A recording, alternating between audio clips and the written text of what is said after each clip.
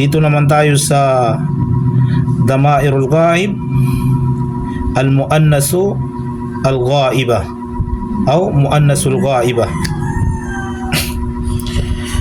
Kaya dito naman tayo sa ang kanyang tinutukoy ay mga damair na patungkol sa babae.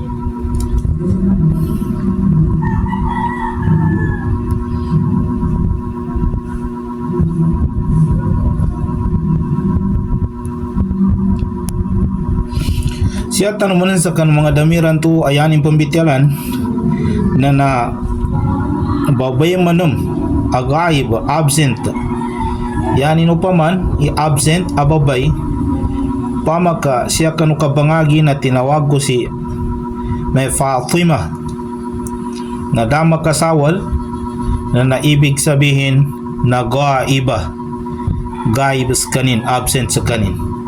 Kaya ang ginamit natin dito ay al-muannasul ghaiba dahil ang pinag-uusapan naman dito ay patungkol sa babae.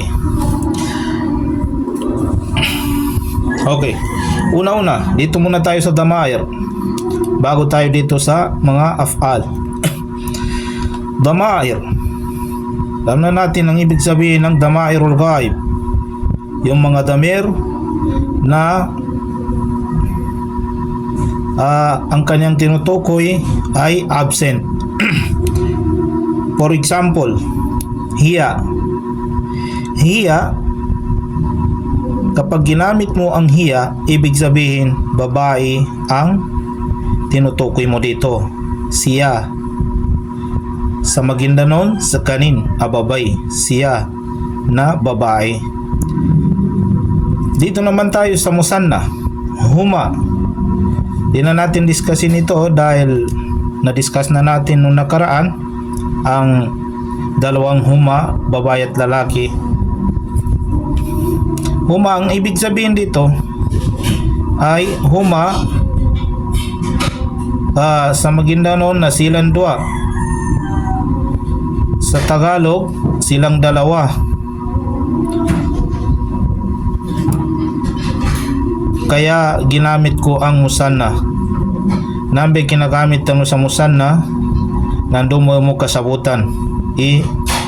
Bumbityalan tanong to. Okay, siya tanong mo nami. Hunna. So hunna, naditanuran i-explain sa mo gota kanasabutan tanong mong kanunepos anto. Yung nga na tanda sa hunna. Di na natin pwedeng talakayin ng matagal dahil na-explain ko na ito na ang hunna ay damir o palatandaan sa babae na pangmaramihan o maraming babae. Kaya ginamit ko ang jamon. Namin kinagamit ko sa jamon na kaginani na hunna. Marakil ang mga babae bityala siya. Uger, pambalinganan ko na yata no pambityala siya nagaiba. Yani mana lil ghaiba na siya pamun sa babay absent. Yun ang pinag-usapan natin dito. Lil ghaiba ay patungkol sa babae na siya ay absent. Okay. Dito na tayo sa mga af'al. Fa'alat. Bakit? Ang tanong ko, fa'alat. Bakit ang fi'lun madi dito ay hindi siya katulad ng nung nakaraan na paala? Dito ay mayroon siyang ta o may nakadikit sa kanya na ta. Okay, explain natin ang mga ikli. Ang ta na yan ay yan yung tinatawag na ta o ta'nis. Ibig sabihin, ta o ta'nis si sakina. Ibig sabihin, yung ta na yan ay palatandaan sa babae. Kaya ang PL dito ay kanyang tinutukoy ay babae. Okay. Kaya fa'alats. Ang fa'alats ay ang kanyang ibig sabihin sa Maguindanon ay panggebek sa kanin a babay, gumawa siya na babae. Babae ang kanyang tinutukoy dito, o nagtrabaho siya. Fa'alata. Okay, fa'alata. Ba't hindi pa rin nawala ang ta? Dahil ang pinag-usapan natin dito ay babae, kaya fa'alata.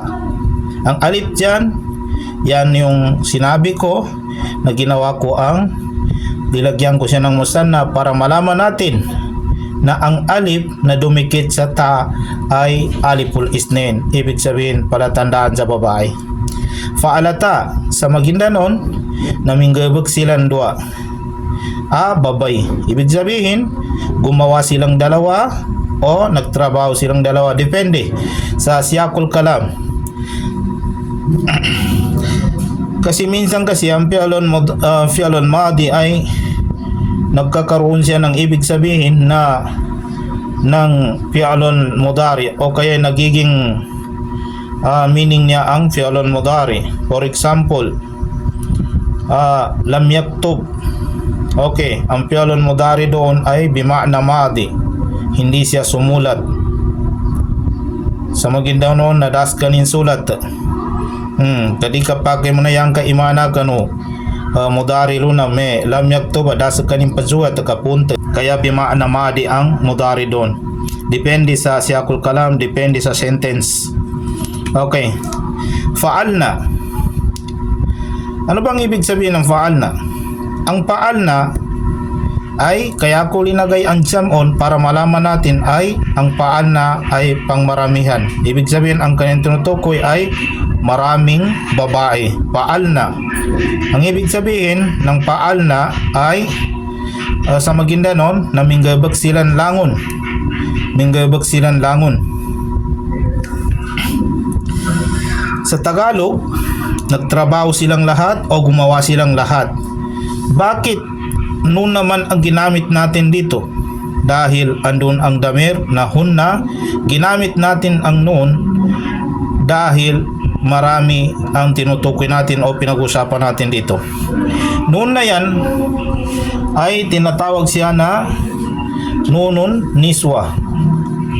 Nunun niswa. Hindi na natin pag-usapang yung magkakaibang nun, kasi may pagkakaiba, may mga nunun niswa, nunun wikwaya, pero sa nahuyon dito tayo sa sarf. Importante alam natin na ginamit natin ang nun dahil hunna, ibig sabihin pang maramihan ang fi'l na ito. Okay.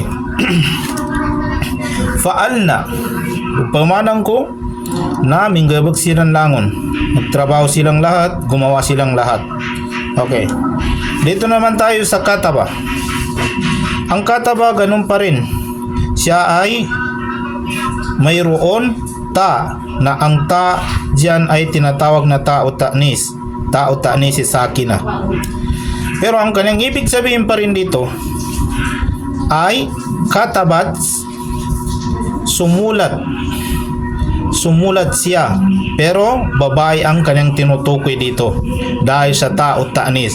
Kaya nagkaroon yung fi'l ng tao ta'nis, o di kaya nadikitan siya ng tao ta'nis dahil palatandaan sa babae o babae ang tinutukoy natin dito o pinag-usapan natin. Okay, katabata, ganun pa rin. Katabata ang kanyang ibig sabihin ay sumulat silang dalawa. Sa Maguindanon, simulat silang dua. Ang alif, ganun pa rin. Ang alif dumikit sa tao ta'nis dahil ang alif, tulad ng pinag-usapan natin nakaraan, musanna, ibig sabihin aliful isnin. Katabata, simulat silang dua. Sa Tagalog, sumulat silang dalawa. Okay. Dito naman tayo sa katabna. Noon pa rin ang ginagamit dito ay nunun niswa dahil pangmaramihan ang pinag-uusapan natin dito. Katabna sa Maguindanon, ibig sabihin sumulat silang lahat, pero mga babae ito. Kaya ang ginamit natin ay nunun niswa. Sa Maguindanon, nasimulat siyan langon. Sa Tagalog, sumulat silang lahat na mga babae. Okay, nasarat. Ganun pa rin. Ang nasara, meron siyang ta dahil ang pinag-usapan natin dito ay babae. Kaya ang ta, ulitin ko, ta o ta ni Sisaki na ang ta dyan palatandaan sa babae.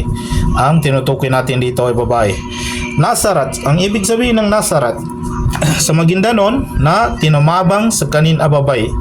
Sa Tagalog, tumulong siya na babae. Ibig sabihin, tumulong siya.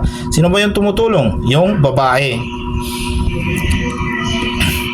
Nasarata.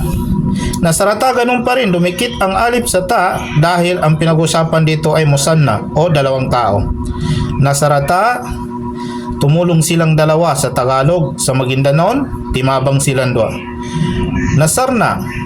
Nasarna naman, mayroon pa rin siyang non dahil ang pinag-usapan dito ay plural. Plural or jamon, pangmaramihan. Nasarna, ibig sabihin sa Tagalog ay tumulong silang lahat, pero babae yun ang tinutukoy na dito. Sa Maguindanon, tinumabang silang langon. Kaya yan ay mga piil na yan, tinatawag sila na pialon madi pa rin sila.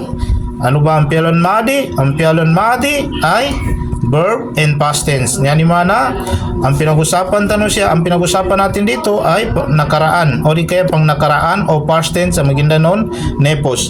Kaya inshallah sana naintindihan natin yun o di kaya may nakuha tayong aral dito sa SARP na ito. Kasi maikli lang ang video ko, hindi makaka-video ng matagal. Siya utaman. Wassalamualaikum warahmatullahi